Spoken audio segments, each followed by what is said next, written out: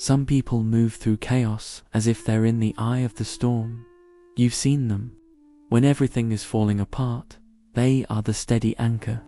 They don't escalate, they don't scramble, they simply are. And if you've ever wondered what it truly takes to become that person, the answer is more profound than just taking a deep breath. Real tranquility isn't about shutting down your feelings. It's the moment your emotions are met with deep comprehension. These individuals feel everything, but their responses are different. They weren't always this way. They were once the ones who overanalyzed every detail, who tried to manage every outcome, who sought approval constantly. And through that struggle, they learned a pivotal lesson. Life cannot be forced into submission.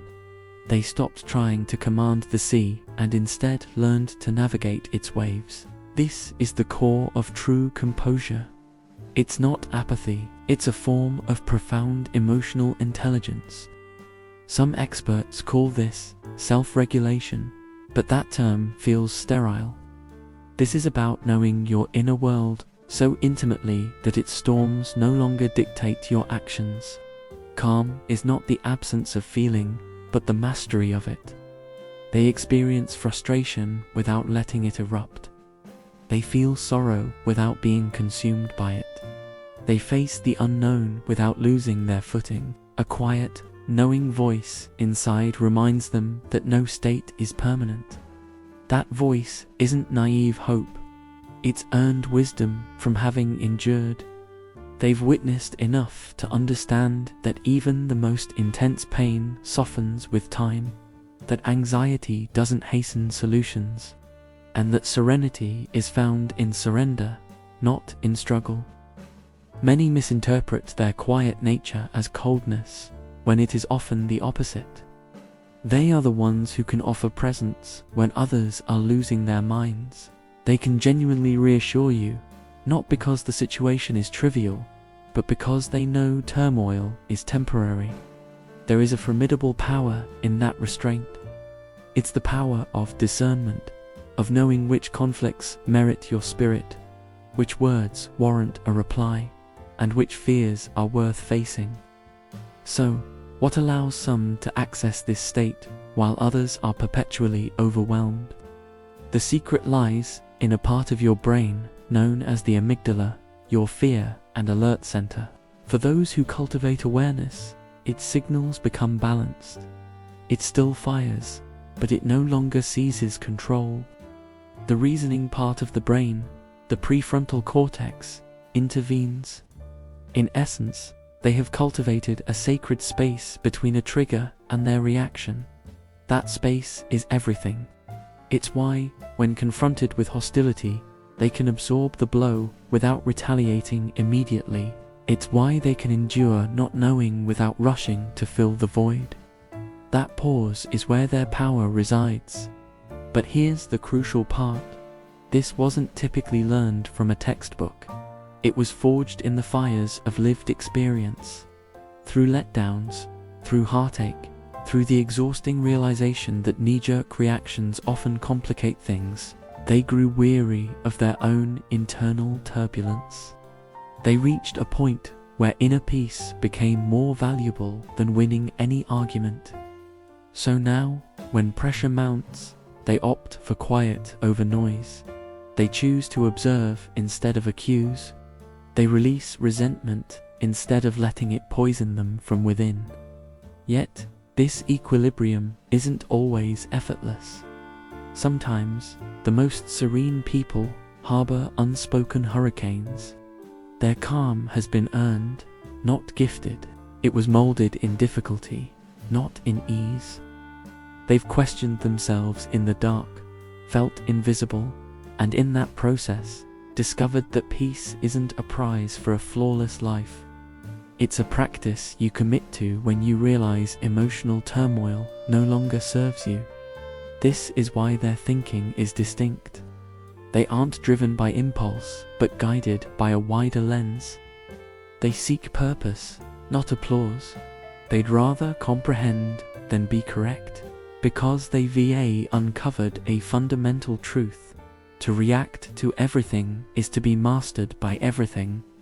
In psychology, this is linked to response flexibility, the capacity to select your reaction instead of being selected by it. That is their mastered skill. They don't bury their emotions, they redirect their energy. They allow it to flow through without letting it dismantle them. This is why they appear so collected during a crisis, yet may process the weight later. Not as an act, but because they respect timing. They know when to feel and when to act, when to hold and when to let go. Their serenity isn't a facade.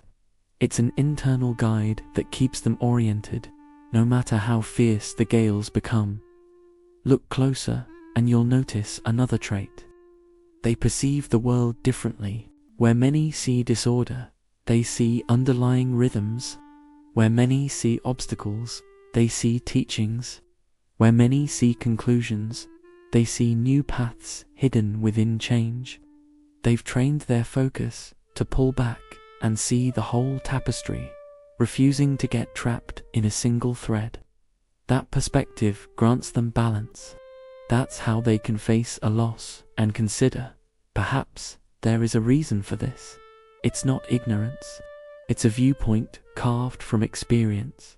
The composed person you notice, sitting in stillness, has likely weathered events that once shattered them.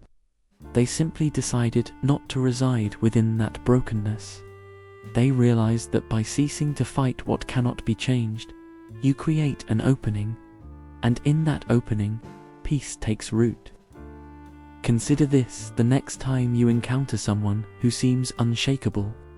They aren't disconnected from reality. They are rooted more deeply within it. They've ceased being thrown by every surge because they have learned to be the depth itself. Their stillness is not indifference, it is insight. The insight that not every feeling requires an outlet, not every thought deserves your focus, and not every circumstance is worth your vital energy. They guard their energy preciously, investing it only in what builds and elevates. They've seen how quickly chaos can deplete a person, how conflict can shatter tranquility, how minor reactions can blossom into lasting regrets. So they make different choices now. When faced with an insult, they create space. When faced with a misunderstanding, they will clarify if it matters, and release it if it does not.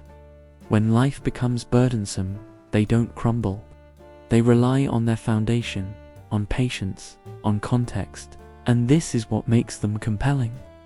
It's not that they possess all the solutions, it's that they no longer feel the need to. They have made peace with not knowing, and in a society fixated on control, that acceptance is a profound strength. While most are waging wars in their own heads, rehashing, worrying, lamenting, calm individuals understand that silence can communicate more than speech ever could, that not every feeling needs an audience, and that sometimes the most potent action is simply no reaction. But there's another dimension to this. For many, this composure began as a form of self-preservation, a gentle shield. They learned early that loud reactions rarely altered results, that maintaining poise was often safer, that guarding their heart protected them from deeper pain. So, stillness became their defense. But the beautiful evolution is that what started as armor transformed into genuine authority. Over time, that restraint matured into profound awareness. That emotional space became depth, and that quiet fortitude became the very bedrock of their contentment. This is why they are often the most self-perceptive. They know their sensitive points. They see their own habits. They don't require constant external stimulation to feel alive. They find solace in quiet, because quiet isn't emptiness, it is lucidity. It is the sound of someone who has finally stopped fleeing from themselves.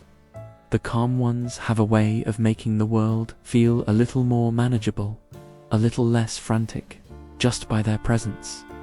They don't enter a space demanding to be seen. They don't amplify their energy to match the commotion. Instead, their very being seems to lower the volume. You can sense it's that quiet assurance that requires no validation. There is something deeply attractive about people who remain centered in a culture hooked on reactivity. It's not a lack of passion, it's that their passions have evolved. And evolution isn't about years lived. It's about realizing what truly merits your inner quiet. They often understand that disputes seldom change perspectives, that haste rarely saves time, that anxiety rarely prevents events. So, they relinquish what doesn't nourish them, not from a place of not caring, but because they have finally learned the exhausting price of caring about it all. The calm person has likely already endured what you are currently anxious about. They've already faced the despair, the grief, the exclusion, the dread. They've seen that life continues even after moments that once seemed insurmountable, and that knowing becomes their anchor. It's not that they anticipate an easy journey. They've simply stopped expecting it to be uniformly just. That mental shift alone erases a significant portion of life's turmoil. When difficulty arises, most people descend into, "Why is this happening to me?" The calm person considers, "Why should it not happen to me?" Not from a place of surrender, but from an understanding that life touches everyone, and fighting that universal truth only amplifies the agony. They've uncovered a secret buried in human nature.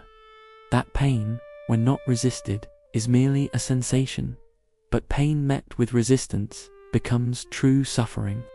So they stopped resisting reality. They've embraced the current of existence, not as passive bystanders, but as conscious participants who understand when to act and when to allow. Because this composure isn't passivity. It is the highest form of command over oneself. They've learned to distinguish the outer world from their inner sanctum. The world can be brutal, unpredictable, and loud, but their internal space remains sacred. They refuse to let every external event govern their internal condition. This is why they often seem to inhabit a different reality, because they do. It's the gap between a stimulus and their response that characterizes them. That almost imperceptible moment where they decide whether to contribute to chaos or to peace. That moment is the signature of high emotional awareness. Because the reality is, calm isn't discovered, it's constructed. Every serene person you meet is building it, breath by breath. They've built it during sleepless nights when their thoughts raced, on mornings when they felt like giving up, in exchanges where they selected silence over conflict. It is difficult, but it is deliberate. They have conditioned themselves to remain steady, not because life ceased challenging them, but because they stopped failing the same internal exams. If you were to ask them what transformed them, they might say, "I simply grew weary, tired of the mental loops, tired of justifying, tired of being misread, tired of spending my vitality on things that weren't worthy of it." So, they began to treat their peace like something essential to life. It's an interesting paradox. The world often applauds visible, noisy achievement, but seldom recognizes the strength found in quiet. Yet, it is the calm ones who often hold the deepest understanding. They are the ones who can sit in stillness long enough to actually hear the whispers of life. They observe more than they declare. They perceive beyond the static because silence hones perception. In that silence, they witness without criticism, and that is what enables them to connect with others on a profound level. If you reflect on it, calm people are like emotional interpreters. They don't just process language. They perceive the meaning beneath it. They don't just observe actions. They sense the history behind them. They don't just encounter energy, they take it in, understand it, and let it move on. This is why a conversation with them can feel restorative. You feel acknowledged, not dissected, understood, not assessed, because they aren't listening to craft a reply. They are listening to truly comprehend. That quality of listening demands stillness, and stillness demands strength, because it is hard to stay centered when everything around you is spinning. It is hard to remain soft when the world seems determined to make you hard. But they do it nonetheless, not because it is simple, but because they know it is essential. They've realized that peace isn't the lack of challenges, it is the capacity to handle challenges without losing your core, and that is what distinguishes them. Most individuals search for peace when conditions are ideal. Calm people generate peace within the imperfections. They don't wait for the tempest to end. They learn to locate the quiet within it. You'll frequently find them with simple, grounding habits. A morning routine, a solitary stroll, a mindful moment, a few minutes of reflection before bed.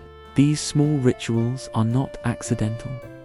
They are moorings. Psychologically, repetition builds neural pathways of stability and predictability, and they protect these patterns fiercely because it is what keeps them centered. They know that without regular moments of quiet, the mind begins to narrate fear-based stories, and the more tranquil the mind, the more truthful those stories become. There's also a beautiful contradiction within them. The most serene individuals are often among the most feeling souls. Yet, they are the least reactive because they've learned that expression doesn't have to be explosive. Sometimes you honor an emotion by holding it softly until it transforms. This doesn't mean they lack intensity. They simply express it in a different currency. Their grief becomes contemplation. Their irritation becomes clear-mindedness. Their anxiety becomes a form of trust. That transformation, the ability to alchemize raw feeling into conscious understanding, is the heart of true calm. It's what separates emotional maturity from emotional anarchy. But here is an even deeper layer. Calmness doesn't just alter how you feel, it alters how others engage with you. When you remain composed, you become more difficult to manipulate. You become an enigma to those who feed on emotional drama. And that, in turn, safeguards your spirit, because nothing bewilders chaos more than someone who refuses to join its dance. It is a quiet revolution. When everyone else is rushing to respond, the calm individual waits. And in that waiting, they gain a vantage point that others miss. They discern intentions, cycles, and dynamics that only reveal themselves in stillness. They don't hurry to judgment because they've learned that truth unfolds in its own time. It doesn't need to be coerced. This is why they rarely look back on their choices with regret. They allow life the necessary time to show them what is real. And perhaps this is the most significant part. Calm people don't just handle emotion, they honor time. They understand that time unveils what emotion conceals, that patience is not inaction. It is intelligence disguised as waiting. So while others pursue quick fixes and immediate closure, calm people allow processes to unfold naturally, because they know that forcing understanding is the quickest route to misunderstanding. If you ask them how they remain so undisturbed, they might give a gentle smile and say something like, "I just stopped wrestling with the world." But what they truly mean is they stopped wrestling with existence itself. They stopped needing to win every debate, dictate every result, change the past, or predict the future. They started trusting their own capacity to handle what comes. Trust, that is the hidden core of calm. It's not about foreseeing the future. It's about believing that no matter what the future holds, you will meet it.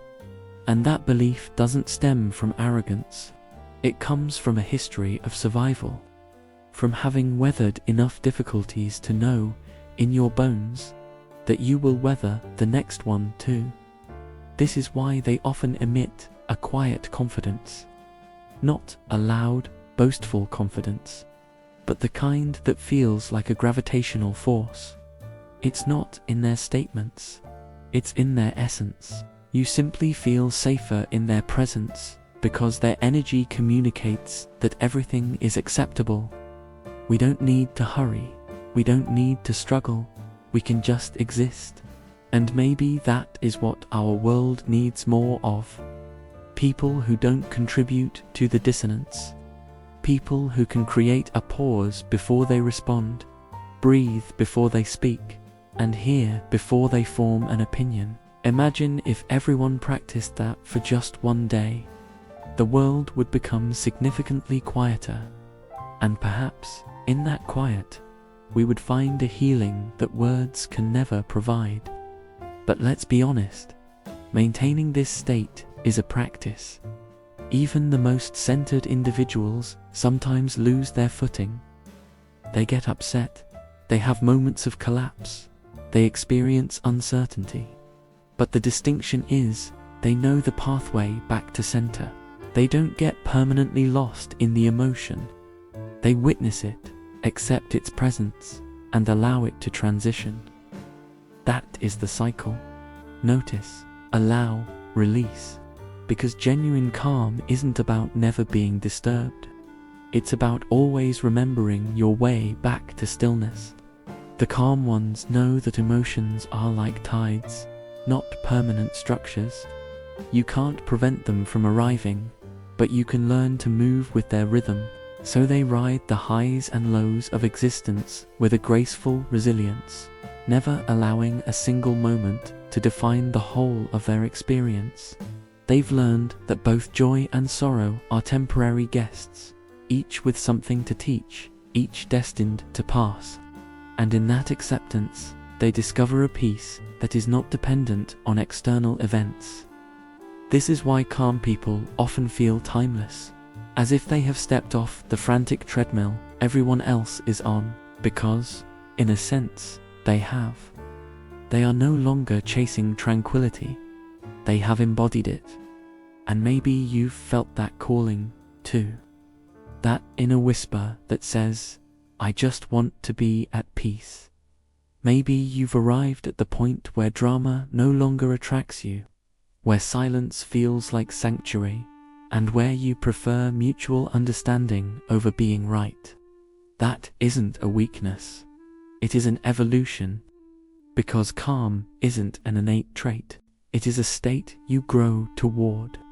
And once you do, your entire perception shifts. You no longer require noise to confirm you're alive. You begin to treasure quiet instances, kindred spirits, and a more deliberate pace. You start to define a rich life not by your accumulations, but by the quality of your inner quiet. And the most beautiful part, the more peaceful you become, the more you perceive. You see people, systems, and your own purpose with new eyes.